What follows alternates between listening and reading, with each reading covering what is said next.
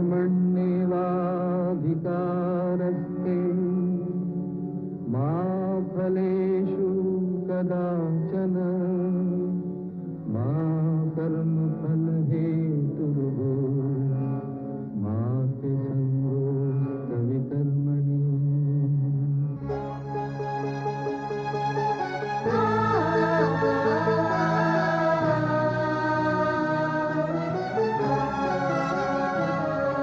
ये औरत है कुदरत का अनमोल तोहफा, ये ममता का सागर, मोहब्बत का दरिया है। हर नस्ल हर देश पर कर्ज इसका बनाया गया, त्याग को फर्ज इसका। मगर इसकी दुनिया ने कीमत न जानी, मगर इसकी दुनिया ने कीमत न जानी। अजब दास्तां है, अजब है कहानी।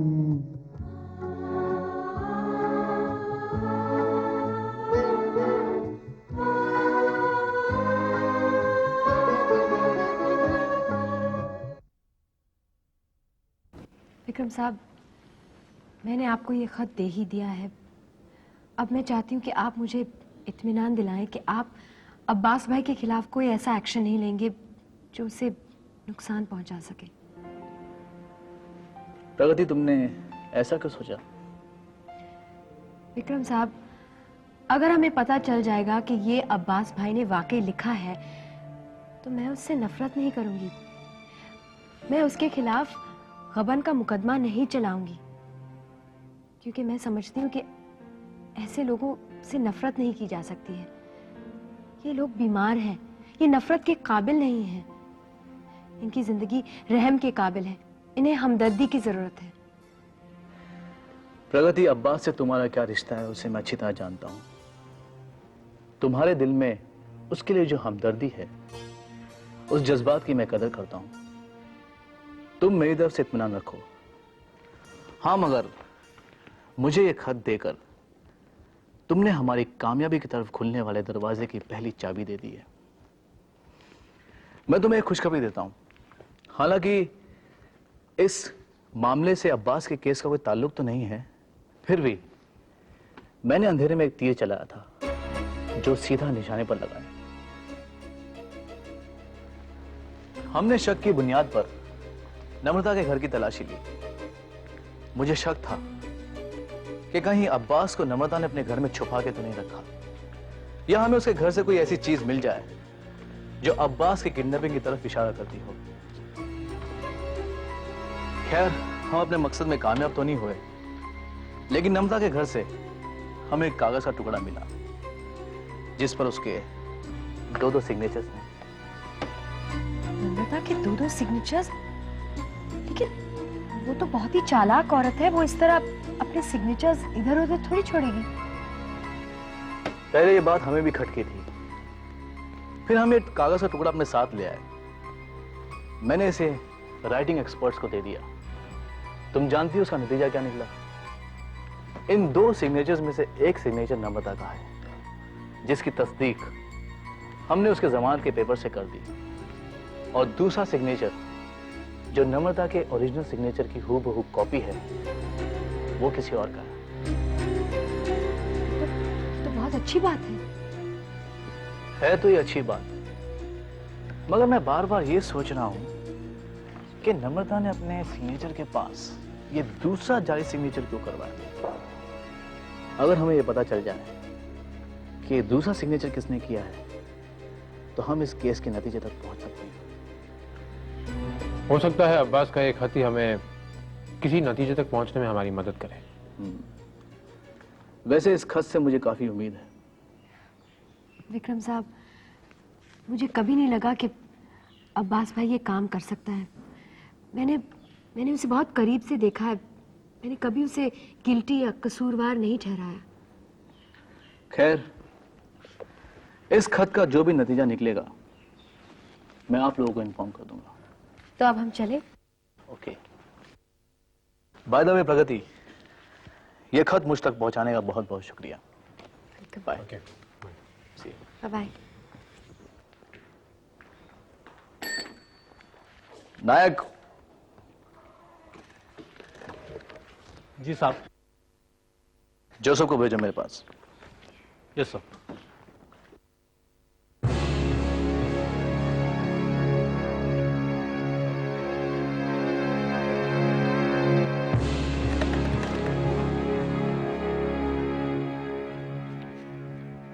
हेलो, कहिए। जोसेफ, ये अब्बास का खत है, इसमें उसकी राइटिंग और सिग्नेचर है। अब ये केस पूरा इस खत पर डिपेंड करता है। अगर तुम्हारी रिपोर्ट ये बताती है कि ये राइटिंग अब्बास की नहीं, किसी और ने नकल करके उसकी राइटिंग में ये खत लिखा है, तो ये राइटिंग और सिग्नेचर तुम नम्रता वाले जायज सिग्नेचर से मिलाकर ये बता सकते हो कि कहीं ये काम एक ही आदमी का तो नहीं। ऐसा हो भी सकता है, क्योंकि नकल करने वालों में ही किसी खास लेटर को लेकर उनके अपने लिखने का एक अंदाज होता है। अब्बास और नम्रता के सिग्नेचरों में ये चीज तो साफ नजर आ रही है, और वो है ए को कई बार रिपीट किया गया है। इससे हो सकता है हमारा काम बन जाए। जो सब, मुझे इसकी रिपोर्ट जल्द से जल्द चाहिए, क्योंकि अब मैं पूरा इस खत पर डिपेंड कर रहा हूं। डोंट वरी, आधे या 1 घंटे में आपको इसकी रिपोर्ट मिल जाएगी। गुड। ओके।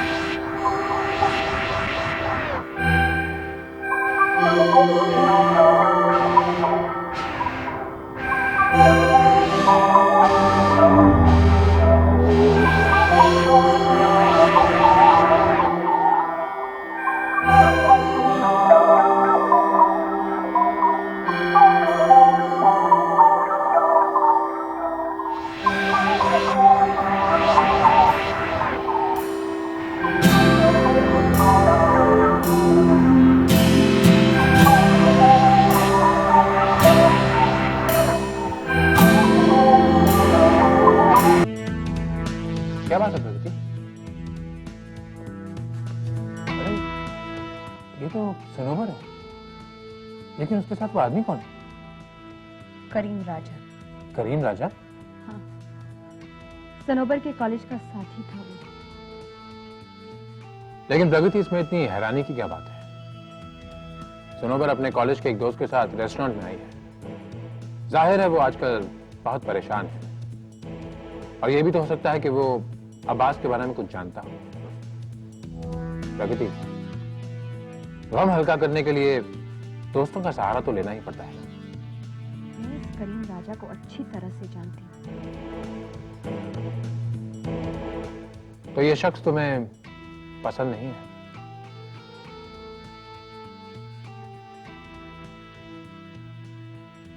राजेश, ये मेरे पसंद की बात नहीं है।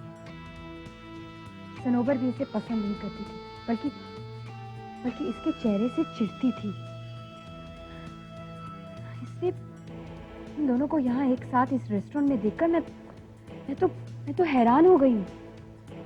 राजेश, जरा सोचो, जिसका पति गायब है, लापता है, जिसकी जिंदगी खतरे से घिरी हुई है, वो औरत ऐसे सज धज कर घर से कैसे निकल सकती है, वो भी इस रेस्टोरेंट में, शहर से इतनी दूर, इस शख्स के साथ। प्रगति, जब तक तुम्हें इस बात की सच्चाई के बारे में पूरी तरह पता न चल जाए, मुझे लगता है कि तुम्हें सनोबर के बारे में कोई राय नहीं कायम करनी चाहिए। बात राय कायम करने की नहीं है। सनोबर को इस तरह देखकर मैं तो सनोबर के बारे में कुछ और ही सोचने लगी हूँ, बल्कि सोचने पर मजबूर हो गई हूँ। मैं उससे जरूर जवाब मांगूंगी इसके बारे में। राजेश, चलो यहाँ से।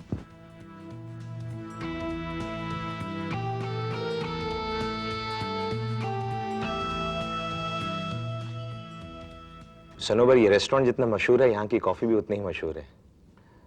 बहुत दूर दूर से लोग आते हैं यहाँ अपने दोस्तों के साथ। कॉलेज के ज़माने में मैं भी अक्सर यहाँ आया करता था, लेकिन तब तुम्हारी यादें मेरे साथ हुआ करती थी, और आज तुम खुद मेरे साथ हो। तुम अब्बास के साथ कभी यहाँ पे नहीं आई? करीम, क्यों अब्बास का नाम लेकर मुझे टॉन्ट कस रहे हो? जबकि जबकि इस वक्त मैं अब्बास के नाम से भी नफरत करती हूँ। मैं उसके बारे में सोचना भी नहीं चाहती। सनोवर, मुझे माफ कर दो, मैं तुम्हें टॉन्ट नहीं करना चाहता था। तुम्हें इतना गुस्से में पहले कभी नहीं देखा।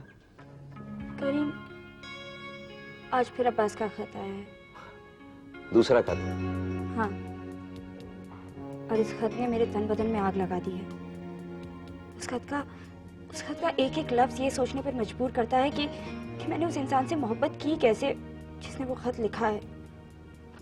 उसकी एक एक लाइन में अब्बास की बेवफाई झलकती है। करीम, मुझे मोहब्बत लफ्ज से नफरत हो गई है। मगर मेरे जहन में एक तस्वीर उभर कर आई है।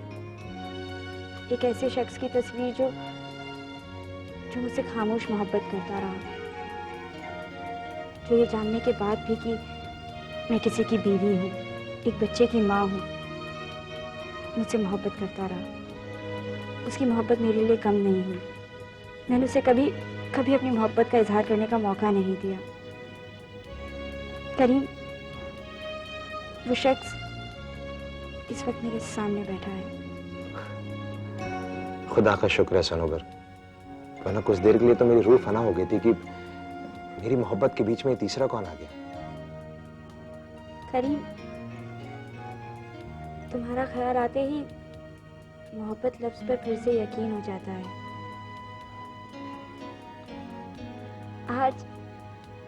आज इस बात का अफसोस नहीं है मुझे कि अब्बास मेरे साथ नहीं है।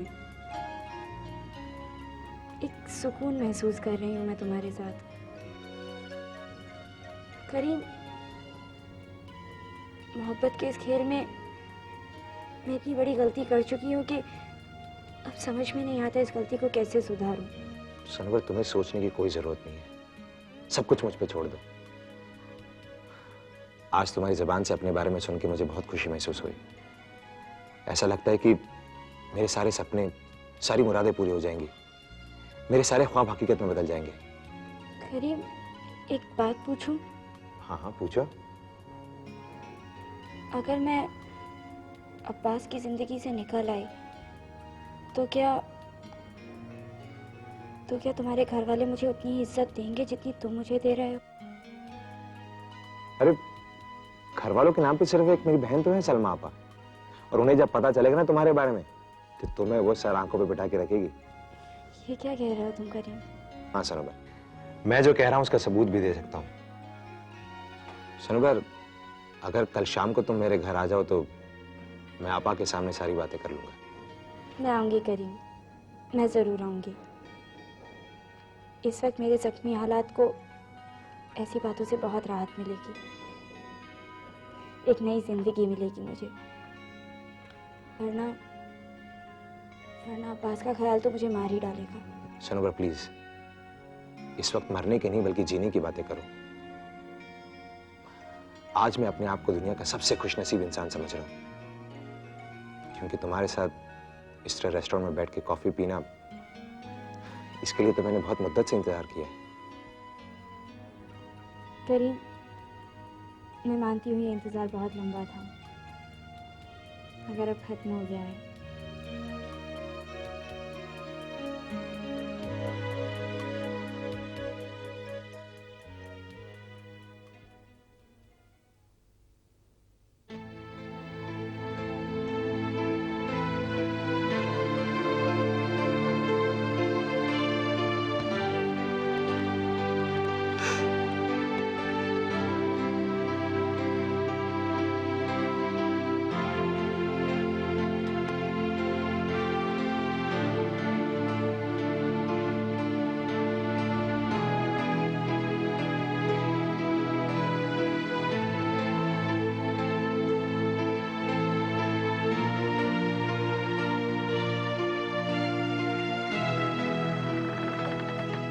अब्बू,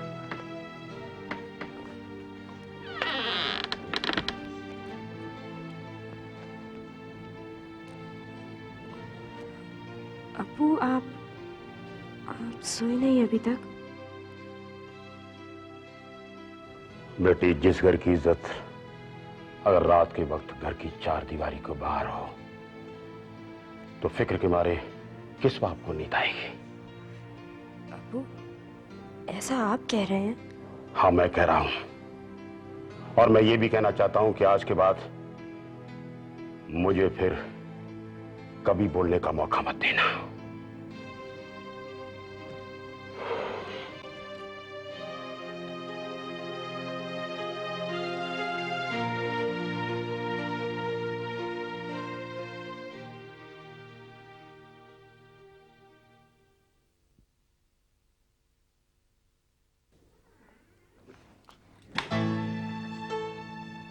प्रगति तुम? हाँ सनोबर, मैं काफी देर से तुम्हारा इंतजार कर रही हूँ यहाँ। मगर ऐसी क्या बात थी जो तुम सुबह होने का भी इंतजार नहीं कर पाई? सनोबर, मैंने आज जो देखा है वो देखने के बाद मुझे ऐसा लगा कि कल सुबह आएगी भी या नहीं। सनोबर, क्या मैं पूछ सकती हूँ कि तुम कहाँ से आ रही हो? प्रगति, क्या इस सवाल का जवाब देना जरूरी है? अगर तुम इस सवाल का जवाब नहीं दोगी ना तो मुझे ऐसा लगेगा कि सच बोलने वाली सनोबर को मैं कहीं पीछे छोड़ आई हूं। सच बोलने वाली सनोबर कहीं पीछे नहीं छूटी है प्रगति। बस इस सनोबर का गला घोट दिया है किसी ने। अब्बास ने मार डाला मुझे प्रगति। सनोबर, अभी तक कोई फैसला भी नहीं लिया गया। हम ये नहीं जानते कि वो खत सच है कि झूठ। हम ये भी नहीं जानते कि अब्बास भाई ने वो खत लिखा है या किसी ने उनकी हैंडराइटिंग कॉपी करके लिखा है। फैसला होने से पहले तुम इस नतीजे पर कैसे पहुंच सकती हो? सनोबर, इस घर में उस माँ के आंसू नहीं देखे तुमने जो बहते हैं और सूखने का नाम नहीं लेते? उस बाप का उदास और खौफ में डूबा हुआ चेहरा नहीं दिखाई देता जो हर पल अपने बेटे की सलामती की दुआएं करता रहता है? अस्पताल में पड़े उस फरिश्ते के बारे में ख्याल भी नहीं आया जिन्होंने अपने दामाद के लापता होने का सदमा तो बर्दाश्त कर लिया, लेकिन अपनी इज्जत और आबरू के जाने का सदमा कभी बर्दाश्त नहीं कर पाएंगे। प्रगति, मुझे इन सब बातों का ख्याल था, खास तौर पर अब्बू का, जिनके लाख मना करने के बावजूद मैं घर छोड़कर चली आई। मुझे उस माँ के आंसुओं का भी पूरा ख्याल है प्रगति, जो अपने बेटे के गम में सूख नहीं पा रहे, और उस बाप की उदासी का भी, जो अपने बेटे की लंबी उम्र की दुआएं करते करते थकते नहीं है। प्रगति, मुझे तो तुम्हारे इन चुपते हुए सवालों का भी ख्याल था, मगर क्या किसी ने भी ये सोचने की कोशिश की कि मैं किस हालत से गुजर रही हूं? मुझे पछतावा होता है उस दिन के बारे में सोचकर जब मैंने अब्बास का हाथ थामा। मैंने उस दिन भी गलती की थी और आज पछताकर भी गलती कर रही। सनोबर, उस वक्त अब्बास का हाथ थामकर तुमने कोई गलती नहीं की और आज भी पछताकर तुम कोई गलती नहीं कर रही हो। मैं तो उस गलती की तरफ इशारा कर रही हूँ जो आज ब्लूबर्ड रेस्टोरेंट में तुमने करीम राजा के साथ किया। ओ, तो अब मेरे आने जाने पर भी पाबंदियां लगाई जाएंगी। इस घर के लोग जासूसी करेंगे अब मेरी। अब समझ में आया कि अम्मी मुझे जाते हुए इतनी शक भरी निगाहों से क्यों देख रही थी। सनोबर, तुम्हारी दिमागी कैफियत ठीक नहीं है, इसलिए तुम नहीं जानती कि तुम क्या कर रही हो, क्या कह रही हो, किस पर इल्जाम लगा रही हो। तुम्हारे यहाँ आने से पहले तुम्हारी अम्मी बार बार मुझे कह रही थी कि तुम ईसा भाई से मिलने गई हो। सच तो यह है कि यहां तुम्हारी कोई जासूसी नहीं हो रही, बल्कि राजेश और मैंने तुम्हें करीम राजा के साथ उस रेस्टोरेंट में देखा। देखो सनोबर, मैं इतनी देर तक सिर्फ इसलिए इंतजार कर रही थी तुम्हारे लिए कि मैं तुम्हें यह कहना चाहती थी कि जल्दबाजी में, गलतफहमी में तुम कोई ऐसा कदम मत उठाओ जो किसी की मौत की वजह बन सकती है। प्रगति, कोई किसी को नहीं मारता। किसी को मारना या किसी को जिंदगी देना इंसान के हाथ में नहीं है।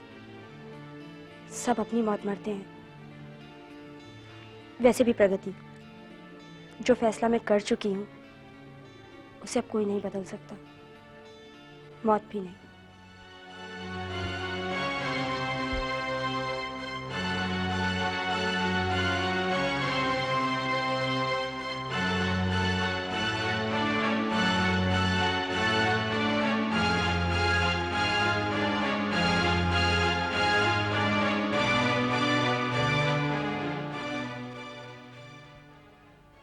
तौबा कर करीम, तौबा।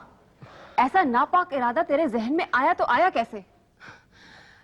मैं सनोवर को जानती हूँ, उसके पूरे घर वालों को जानती हूँ। वो लोग बेहद ही शरीफ और नेक इंसान हैं। आपा, आपने अभी पूरी बात तो सुनी नहीं है। सुनने को रह क्या क्या है करीम? तुमने जो बात सनोवर के बारे में कही है, क्या वो कहने लायक है? वो एक शादीशुदा औरत है, एक बच्चे की माँ है, और तुम उससे शादी करना चाहते हो? आपा, ये उसकी जिंदगी का एक पहलू है, दूसरे पहलू तो आप जानते नहीं। आपा, उसने इससे शादी की है ना, उसका शौहर अब्बास किस किस्म का आदमी है जानती हैं आप? करीम, मियां बीवी में ना इत्तेफाकी होती रहती है और कभी कभी इत्तेफाक भी हो सकते हैं। तुम उसका फायदा उठाकर एक घर, एक जिंदगी बर्बाद करना चाहते हो? आप बिल्कुल गलत समझ रही है, ऐसी कोई बात नहीं है। आप तो जानती हैं कि मैं सनोबर का कॉलेज का साथी हूँ। है दुनिया में इंसाफ की ये निशानी, अजब दास्तां है, अजब है कहानी।